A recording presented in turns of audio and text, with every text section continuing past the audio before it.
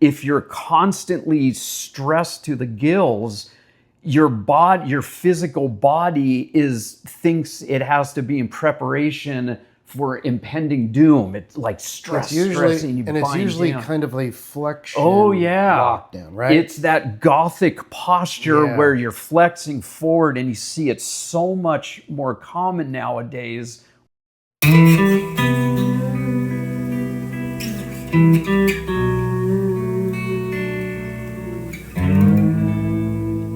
Welcome to the What Ails You podcast. This is Dr. Brian Ailes, and we decided to do something a little different. We're gonna just kind of sprinkle these in on some of the episodes that I do. And this is Scott Mulleary. He's a myofascial specialist that works with me, and we're going to talk about specific conditions at intermittent times during the time that these get released. And today we're going to talk about piriformis syndrome, because I get a lot of patients that come in thinking they've got, things going on with the lumbar spine that are radiating down, and it's, I would say, pretty misdiagnosed a lot of times. So we're going to go through it and talk about how I diagnose it, how I treat it, what role Scott has in the big picture, and what role the patient has, almost like a tripod. You have to have a correct diagnosis, the right treatment, and you also have to have the patient understand what's actually going on and have them involved in the actual process. So this is episode 8 of the What Ails You podcast, and we're going to start off.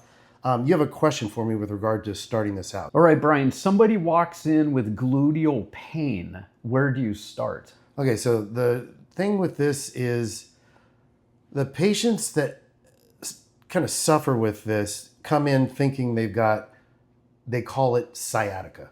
Mm-hmm. So the thing is sciatica is this like big name for a lot of things, but really your sciatic nerve is your sciatic nerve. So the idea is they've got pain in their gluteal region. Mm-hmm. They may also have pain in their low back. So it's kind of a mix. They don't really know what's going on. They know they're in pain. They want it fixed. And I have to figure out, okay, is this a low back issue? And in taking a history, I look at, have you had an MRI? How long has this been going on? Because it can go on. I mean, I've had patients come in with this condition for like 2 years. And somebody is treating them, and they're treating their low back, not even take the time to look at this. And nothing's getting better because they're working on an area that isn't the primary problem. So when a patient comes in, first thing I do with them is I obviously take a history, but I look at what they've done prior to coming in the door here. Like who have they seen? What have they tried? And even before I'm like diagnosing and figuring things out. But when they lay on the table, the big thing with these conditions is you have to touch the patient. So typically I would look at the SI joints, and that's where the hip and the sacrum come together, and make sure that those are moving freely, because they can get restricted, and they can also cause radiation down the gluteal, into the quad, wherever it may be, down the leg. But the dead giveaway is if a patient is laying face down on the table and I put pressure on the lumbar spine, they're usually with a straight leg test. If they're face up, if I have to flip them over, I can lift up the leg and it'll elicit something coming from the low back. Mm-hmm. A lot of times what I see here is that the patient has a little bit of low back pain just from guarding from the muscles. But as I palpate into the gluteal, this piriformis muscle just lights up. And so the piriformis is part of a group in the gluteal that actually externally rotates the hip. So it rotates outward like this. And so when you find it, it's almost like this instantaneous jump off the table. And that's the first sign there. So when you find that, you want to look at how inflamed that muscle is. There's a couple moves to see what their mobility is, but it's a diagnosis that can be just piriformis syndrome, but it also could be a combination, and sometimes they call it a double crush, where there's a little bit of a back issue going on, and the piriformis can tighten up if there's an additional SI joint issue going on. So we're going to kind of hone it back down to, we've confirmed that it's the piriformis muscle. And let me explain this real quick, because this is one of the other questions you had was the actual sciatic nerve runs through the area of the piriformis. So here's the piriformis. It can run below it. It can run above it.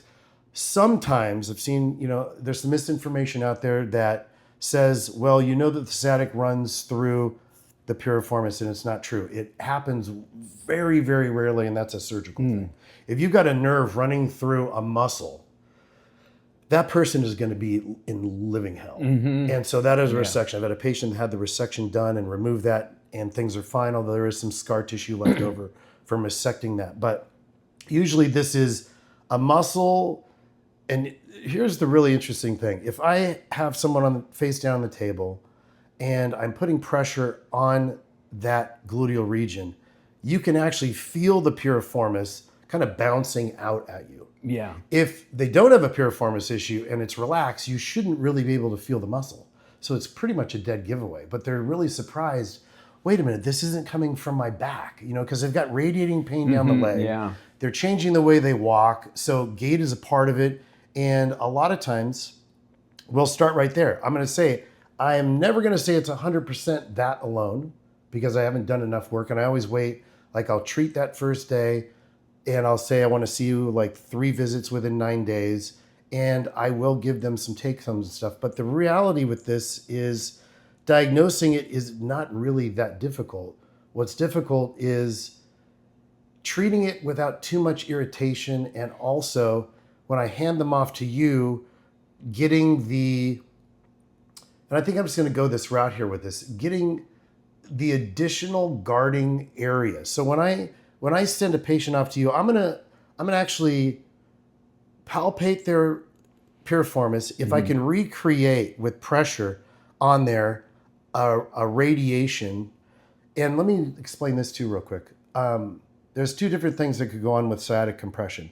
The reason the sciatic nerve actually gets irritated is because the muscle's inflamed, and your body creates pro-inflammatory issues around the muscle itself to try and protect, right? In addition, it's inflamed. In addition, the fascia around it, which kind of holds the thing together and keeps it from, not getting stuck to adjacent muscles, gets inflamed as well. So the sciatic nerve is trying to figure out what it's doing, and it's stuck in there. So it's like if you touch a nerve, sometimes that's like the equivalent of the feeling you get with numbness or tingling. And then a bit more pressure, it becomes a pain generator, right? And that's usually where they are. And a lot of times they're thinking, this is a tricky part. When I talk to them, it's like, you want to look at, first of all, how long it's been going on. And that tells you kind of how long it's going to take to resolve it, because there's scar tissue that builds up. You get more and more guarding. But also you have to ask questions. What's your stress level like? How are you sleeping? And usually I say, how are you sleeping? And they're like, I can't sleep. It's like, they move, they'll find a spot, and then it starts to flare up. They'll move again. So they're really increasing inflammation from lack of sleep. Their stress level goes up because they can't do what they want to do. If I've got someone who loves playing pickleball or is in jiu-jitsu or whatever it may be, they're not going to be able to do what they love, which keeps their stress level controlled, right? So they got a stress increase, they're lacking sleep. Sometimes they feel like, well, I'm just going to eat like shit now because I'm really just disappointed and I don't know what's going on here. They've maybe gone to a couple people, which is usually the case, a couple other practitioners that didn't find that.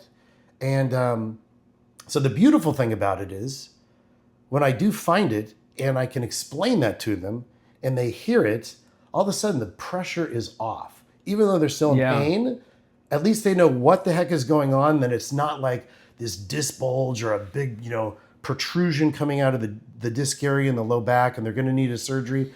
I think most people coming in are always fearful with that level of pain that they're going to have a surgery on something, and they don't. And that's a nice thing.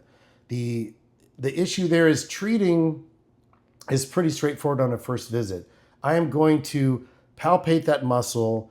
I'm going to let them know I'm using something called a vibrocussor that, unlike like a hypervolt, which has this large stroke where it's like bam, bam, bam, bam, bam, bam in the tissue. Yeah. This is a very small stroke. So you can hold it on an area that can be pretty inflamed. They're like, woohoo, and they'll feel it. But within 6 or 7 seconds, it settles to a 0.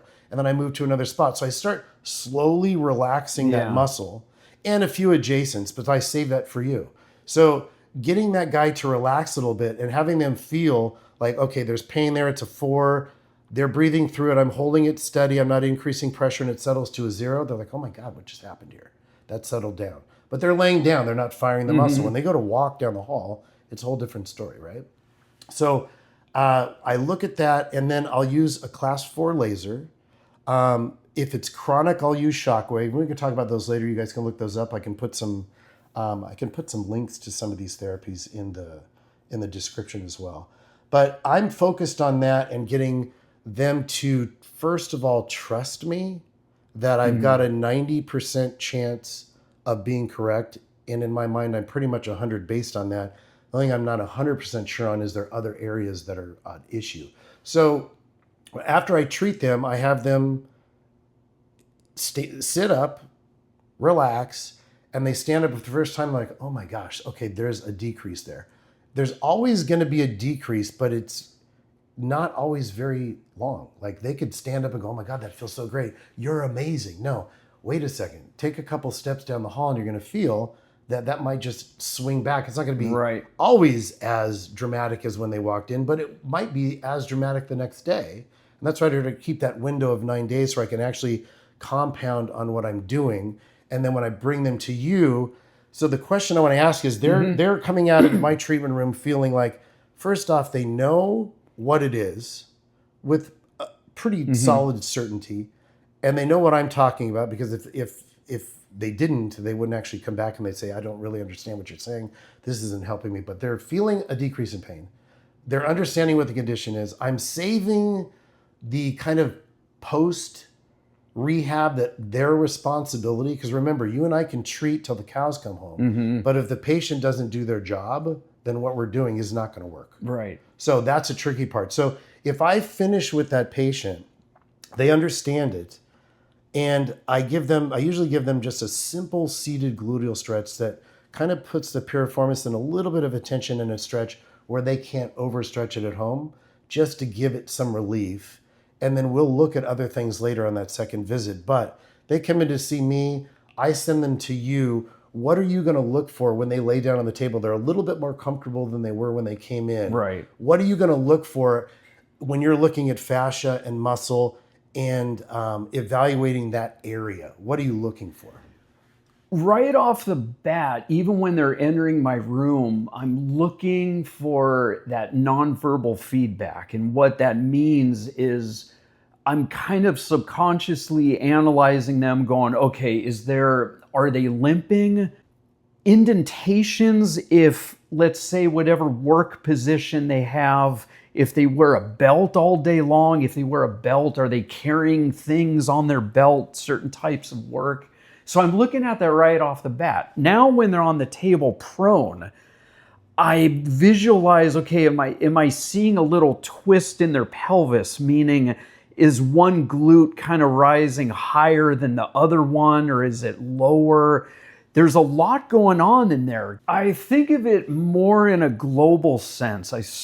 I always start off providing myofascial release, where I'm stretching the fascia, not just in the primary spot where they're feeling pain, but I start kind of low back, spine, and I just start grabbing and stretching the fascia all the way down the hamstrings to the knees.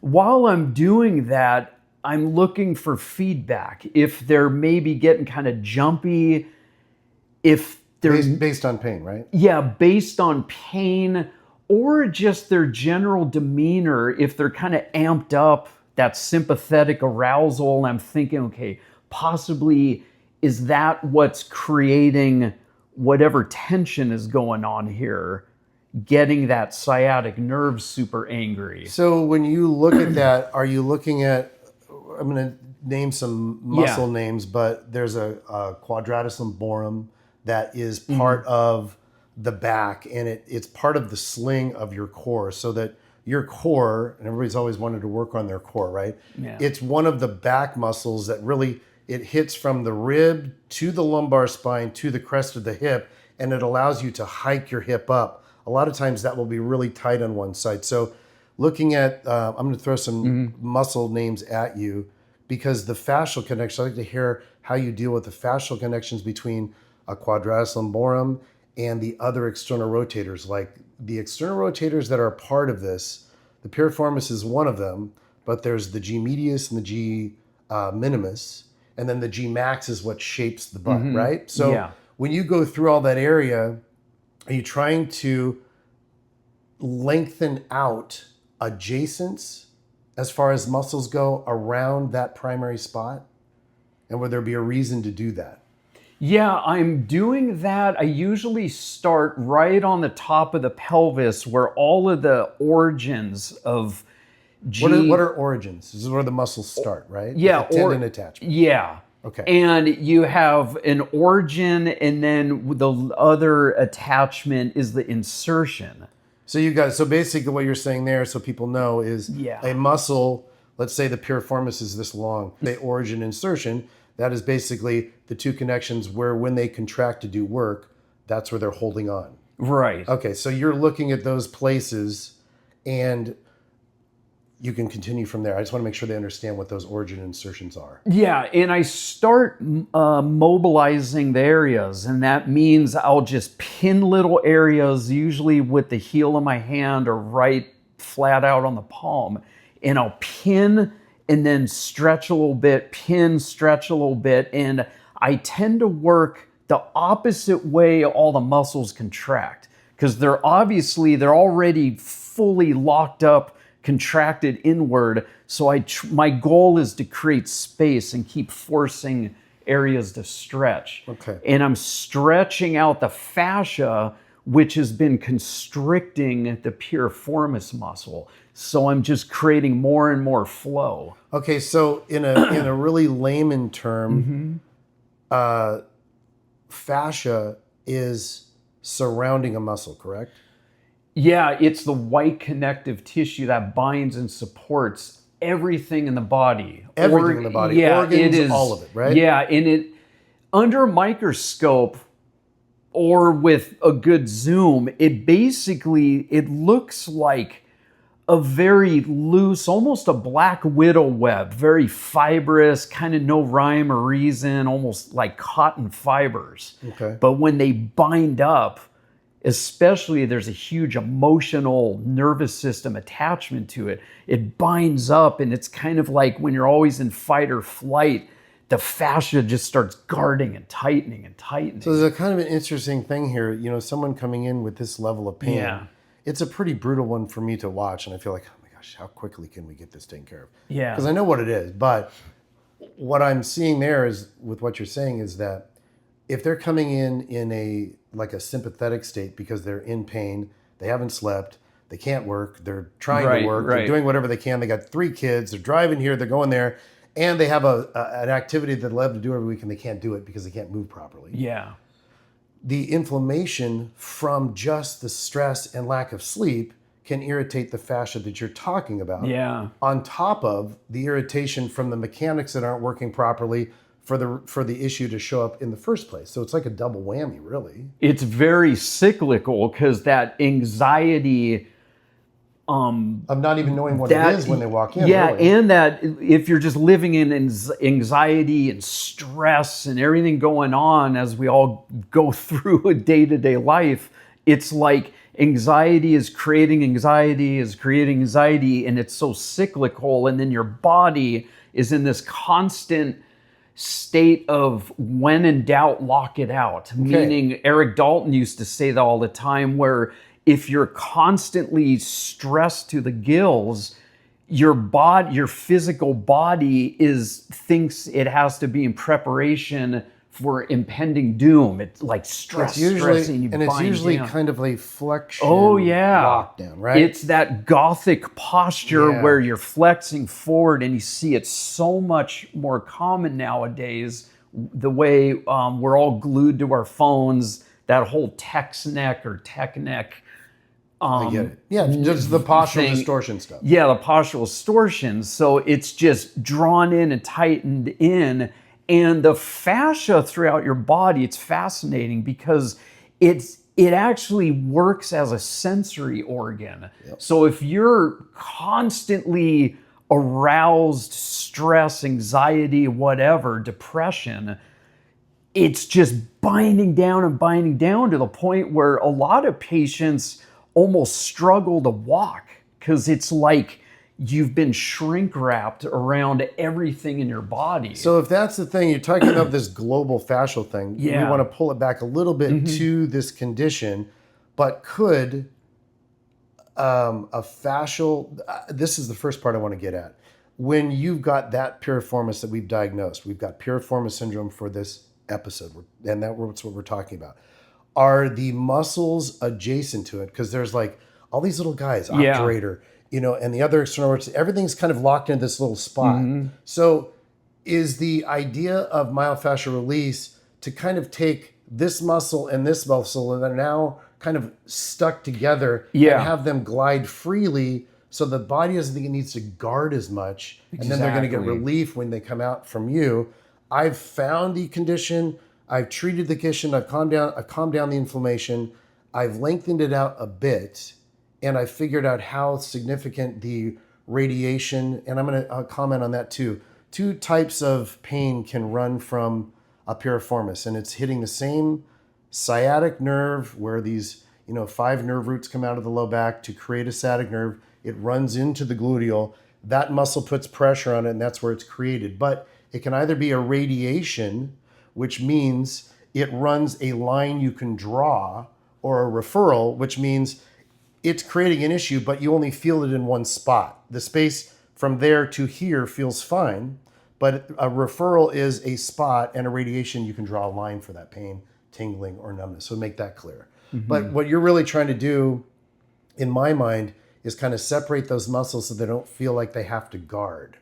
So do you get in there and kind of like move through the gluteal area and then work your way out to the hamstring and the QL and that muscle in the back and find how to kind of shut down the guarding response? Is that a big piece of it? Yeah, exactly. Okay, good. And just working out globally, and it's fascinating because I may find another area that feels to me that could be the primary cause. Where they're feeling it in the piriformis area might be secondary, but we may be able to hone in on something else nearby that's the primary causation of what they're experiencing. We've got a sacrum, a hip, a femur, a knee, foot, all of it. But interestingly enough, if you look at the opposing side or the opposite side, in that area, what is that dead giveaway on the opposite side that you would want to look at, which I know you do?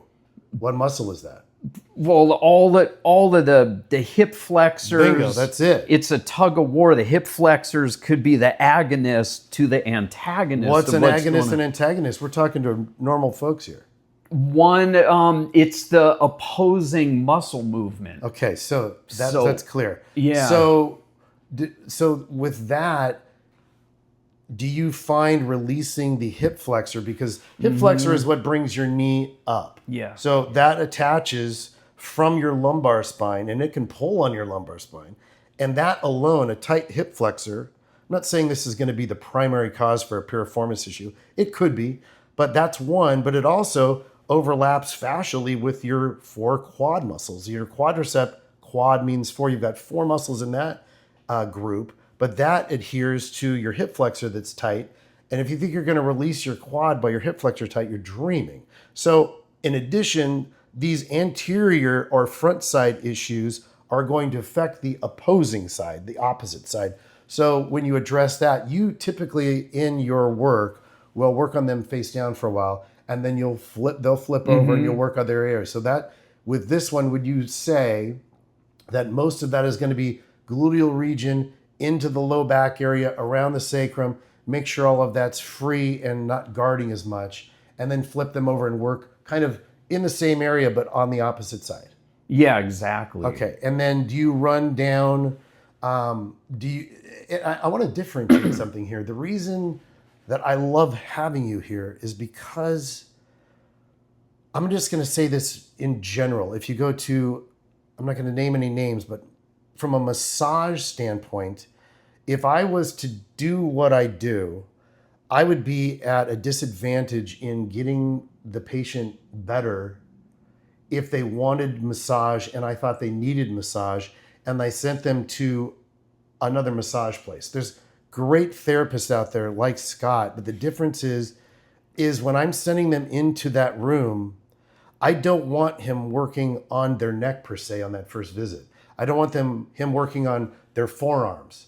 I want him working on the areas that we're covering as diagnosed issue mechanically not working properly and assist that. And that's something that's unique, right? It's like a lot of times massage therapists have an absolute routine that they do. Yeah. So I could treat a patient and say, hey, I know what you have. You got Piriformis syndrome. We're going to fix this. I send them in for massage. And I don't want it to be a spa vibe where they're just running through using oils and gliding and doing all this stuff with just moving stuff around and kind of not focusing on a functional addition to the treatments that I'm doing. I want them to be complementary in a focal sense. Elaborate on that a little bit and what your experience. You've been doing this for what, 20 plus years? Oh, about how did you get into differentiating?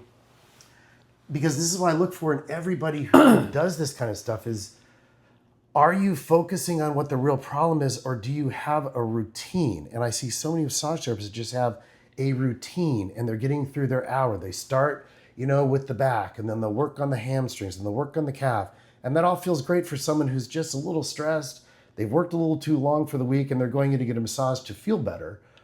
This patient's coming into you for you to create an additional release of the area that's been guarding for so long so they can actually do what? When they get home and I give them a take home, they're going to have a better ability to move those areas because of the work that you've done prior to them attempting that simple stretch or whatever it be. Sometimes if they didn't get that work done, they'd go to like stretch a Piriformis and boom, it's instantly painful. Recoils, right? yeah. So talk about being very using specificity and the other word would be being very specific, but also being sensitive to the tissue.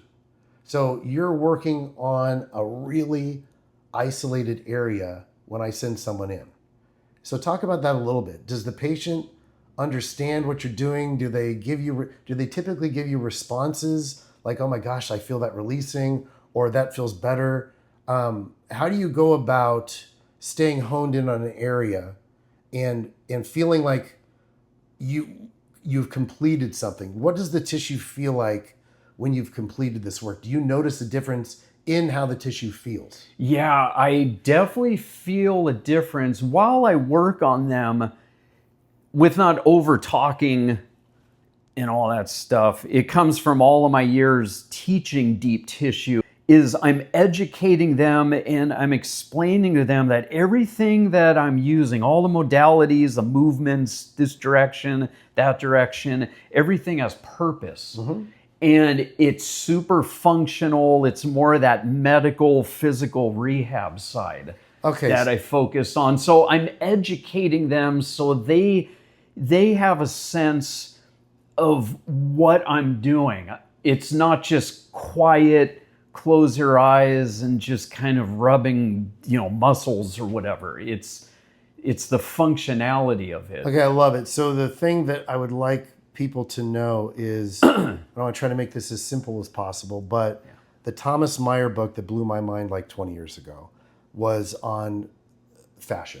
And it was fascinating to me because of the lines that he talks about. So people maybe not the first visit when I see them the first time, you're going to stay focal and functional in one spot. But if you look at like a posterior line and how he'd explain it, maybe you would explain this. What I could say: spiral line, anterior line, lateral line, posterior line. Stay focused on a posterior line and tell me or tell us what a posterior line means. Because I would think by the fourth or fifth visit, they're feeling better. I have an inkling that you're going to start working on that whole posterior line rather than that focal spot we're working to start. For what reason? Like, what is that posterior line? Why is it important? And why would you start, as you see this patient multiple times, start working longer into the very beginning of the posterior line? And that runs up through the calf, through the hamstring, into the gluteals, through the paraspinals in the back. So basically, if somebody did a downward dog, if anybody wants to look that up, I'll put a picture of a downward dog up here. You're looking at it's a yoga move, but it's basically a stretch. But it's basically one that can really take that whole posterior line and lengthen it out. But as you get into the third or fourth visit with a patient, are you looking at that posterior line farther than the functional area at that point? Yeah, definitely. Okay, so how do you address that? Well, a lot of the times I look when they're laying in what is their neutral position, I'm kind of eyeing and going, okay, is that one leg that's stemming out from the pain that they're complaining about, is the leg externally rotated more as opposed to their other leg, or are they both equally? Just that visual right there tells me instantly, okay, both glutes are extremely tight, and then it dives into the hip flexors, the hip extensors and all that. But it's just every time each line passes a joint, another one, I'm just working my way down the line. It's like having a kink in a bicycle chain. You free up one link and then you move to the next one and go, okay, that one feels kind of tight. I got to free up that one. And you just go all the way down each line. So what happens there, if there's a kink in the chain, that means that the whole chain is shorter. Yeah. And then when you unkink it, you get length and relaxation. Yeah. And then the ability for things to glide better. We're Right. not talking like nerve gliding or anything like that, but from a fascial standpoint, at a certain point, as we're resolving this patient, what typically, they're feeling typically, every patient's different, but typically fourth or fifth visit, they're really engaged in knowing that they know we understand what we're doing because they're getting better. But that gives you the opportunity to start saying, hey, this is where it comes into play. This is where I want to kind of bring this to a close so we have an idea of this. I'm doing the diagnosis, I'm doing treatment, you're doing treatment. But when you look at the three people that are involved here, it's me doing work, you doing work. The patient has to do work. Exactly. And their job, more so in the beginning, is very little, other than trying to get them out of pain and have them kind of like do mild little stretches and little mobilizations. Like with the fascia, you can do little things like little ballistic things to try to settle it down. They can still ice if they want, and the things that make them feel comfortable, use a heating pad, whatever it may be. But they should feel better. The trick now is, did I get to the point where I actually diagnosed the primary problem? Because I'll tell you one thing, is this right here is one of the number one factors that I find for a piriformis issue. The pronation of the foot, like, you've got the foot's, this right foot is staring at you.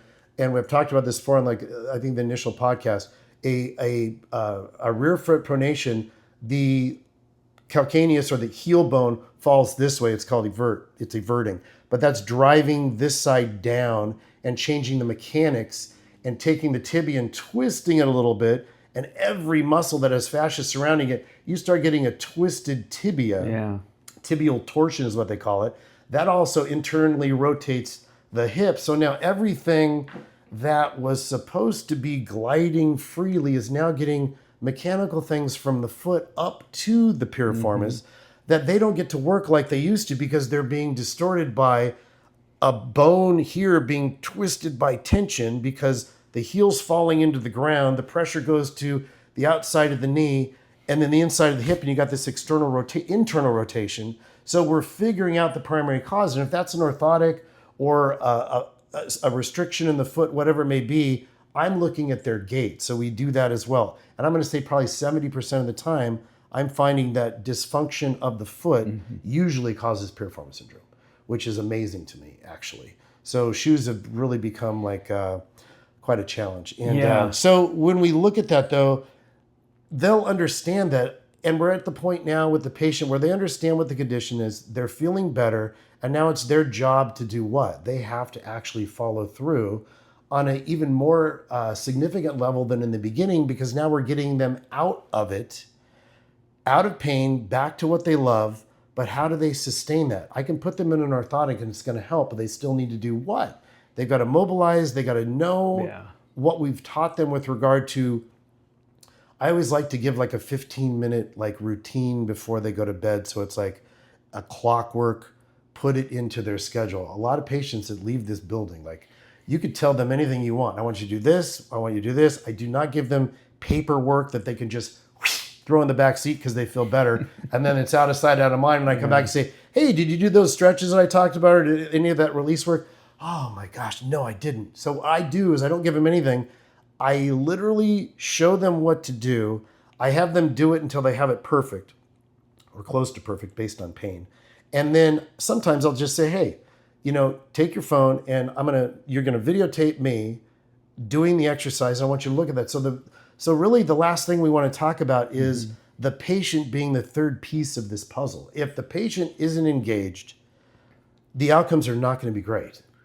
And that's a problem. Yeah. So the compliance has to be based on feeling empowered by me, feeling empowered by you, knowing that they understand what's going on, that it is fixable, there's not a surgery, they will get better, and motivate them to understand that even when they're out of pain, they have to maintain whatever mechanical disadvantage they have that's been corrected and keep that intact. Right. Does that make sense? Oh, yeah. Okay, so is there anything you want to close with? I think that tripod of me, you, and the patient is really important, because if they're not doing the job, and I want to take that as the ending to this, if they're not doing their work, don't expect to fully resolve a condition. That's a big deal.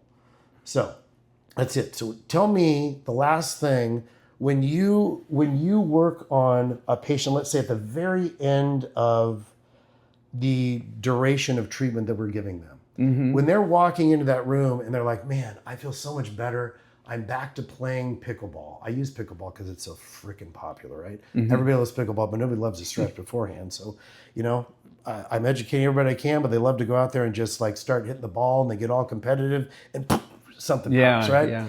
So they've got past all that. They come in, there's like, you know what?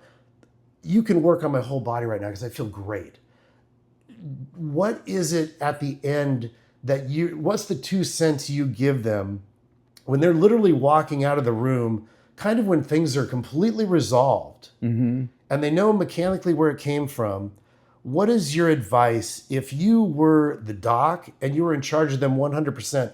What would you tell them if they're not going to be coming back anytime soon and they're resolved?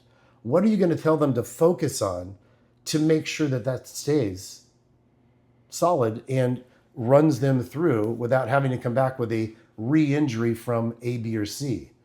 It's what? Well, we're at the point now where we've switched it to a reactive therapy to now the patient is switching to preventative. Good. So then now it's so important they have to do their homework, whatever we instructed them to do on their own time. At least for a month and a half is what I found. It's very similar to going to the dentist every 6 months and they clean your teeth. You're not going to come home and then go, well, I'm not going to brush, I'm not going to floss, I'm not going to gargle for 6 months. Because my teeth are clean. They'll do it. Yeah. You have to do your homework. And so much of it is up here. Where the mind goes, the physical body will follow. If your mind is living in utter chaos and stress constantly, your physical body, it goes back to that when in doubt, lock it out. Your physical body is just going to be tense, and we see that everywhere. Yeah, it's true. But circling it all back, kind of went off on tangent, but the patient is now switching to preventative care. They need to do their homework. It's like the education in here, what I like to do, and I'm just going to lay this out as how I handle it. If they say, I have crazy hours, I'm going through a divorce, this and that and the other, all of those come into play.